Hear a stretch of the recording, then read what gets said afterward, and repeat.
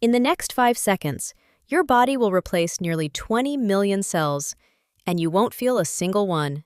Inside you is a city more advanced than any humans have built. Workers, factories, security teams, repair crews, all replacing millions of cells every second. Most of this rebuilding happens without you noticing. You are under constant renovation. Scientists estimate about 330 billion cells are replaced every day, roughly 3 to 4 million every second. That's more than the population of entire cities happening inside you right now. Your bone marrow is a non-stop factory making red blood cells, white blood cells, and platelets. Your gut lining renews in just days, facing food, acids, and bacteria.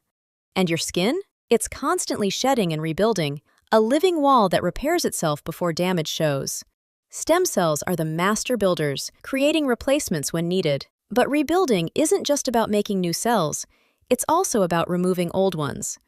Through programmed cell death, worn-out cells are retired and recycled, keeping you healthy. Not every cell renews quickly. Blood, gut, and skin cells change fast, but some brain and eye cells can last a lifetime. You're not a new person every few years. You're a repaired version of yourself every day, every second. Subscribe to BioFacts for more.